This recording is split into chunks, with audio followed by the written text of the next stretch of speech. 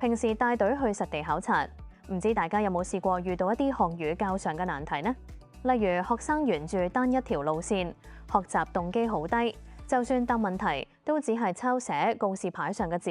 甚至有時大家嘅學習差異好大，一份標準嘅工作紙根本照顧唔到所有人。我哋都知體驗式學習對中小學生，尤其係常識科同公民科非常重要。但走出咗課室，其實教學難咗，學生只可以抄抄寫寫，同學之間更加缺乏協作，亦好難即時提供有效嘅學習支援。結果考察嘅學習成效好低，變得冇咩意義。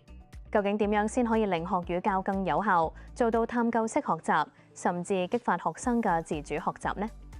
？EdUpVenture AI 平台正係為咗解決呢啲問題。系統建基於中文大學 EdUpVenture 戶外學習平台嘅概念，即係利用 GPS 定位，俾學生進行地點為本嘅考察。呢種模式喺過去10幾年已經有超過500間學校採用過。EdUpVenture AI 平台利用全新嘅 AI 技術重新打造，將呢一套備受學界肯定嘅學習方法進一步進化成自動化 AI 化嘅系統。平台嘅理念其實好簡單，就係透過完全支援學、教、評3個階段，為教師同學生提供一站式嘅支援，令考察變成一個完整有意義嘅探究學習。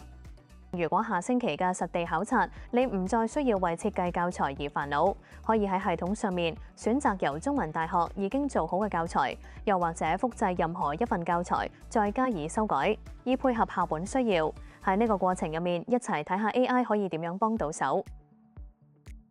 只需要輸入地點資料，平台就可以用 AI 幫你快速建議，同埋生成多種教學任務。當中包括10幾款題型，由簡單文字、聲音、圖片選擇題、概念圖、填充題、拍攝題、錄音、訪問任務等等，應有盡有，令教師可以輕鬆完成各種教學設計，同埋照顧學生嘅不同需要。你甚至可以喺地圖上面加入 AI 虛擬角色，學生可以訪問歷史人物，進行角色扮演對話，例如訪問下康有為有關維新變法嘅理想，或者訪問下林則徐有關虎門燒鴉片嘅前因後果等歷史人物，跨越時空，同學生一齊討論。以前製作 3D 模型需要好多功夫同好長時間，效果亦唔太好。而家透過我哋平台，只需要一張相片 ，AI 就可以幫手生成 3D 模型，形狀同埋質感仲可以好準確。你可以將歷史文物、建築物，甚至科學科嘅分子結構製成 3D 模型，等學生可以同3維模型進行互動，成件事即刻生動晒。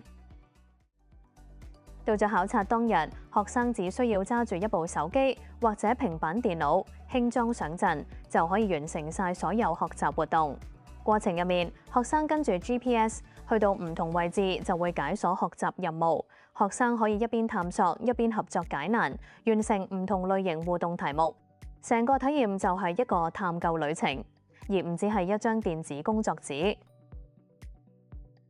同一時間，戶外最擔心嘅安全問題，系統都會照顧到。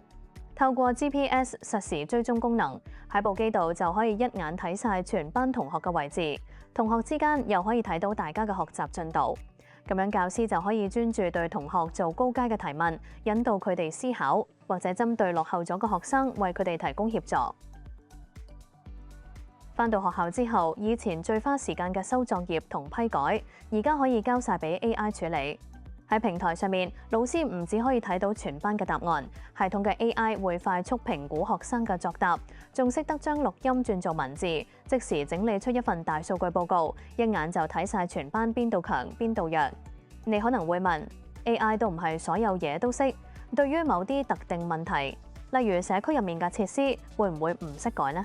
所以平台上嘅每一條問題都可以輸入自定嘅評分標準，包括正確答案、排除嘅答案，甚至一啲延伸嘅要求，例如點樣答先會俾滿分。咁樣就好似每條題目都可以再訓練一個專家 AI，準確咁處理學生嘅回答。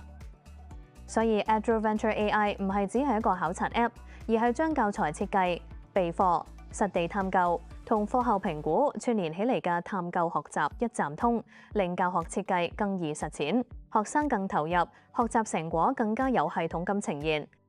咁學校如果想開始用，究竟應該點開始？而家就同大家講講我哋嘅訂閱方案同收費設計。因應唔同學校喺推行戶外學習嘅需要，我哋設計咗3個級別嘅訂閱方案。第一個係體驗版，如果想做一次小規模試行，體驗版就最適合。體驗版提供3份教材，但就唔可以再新增教材或者對教材進行修改。佢嘅目標係俾教師同學生習慣使用有 GPS 嘅電子學習設備，同埋探究式學習嘅流程。第二個係基本版，基本版提供9份教材，教師亦可以新增其他教材，或者範本上面再進行修改，同時亦都有完整嘅 AI 功能。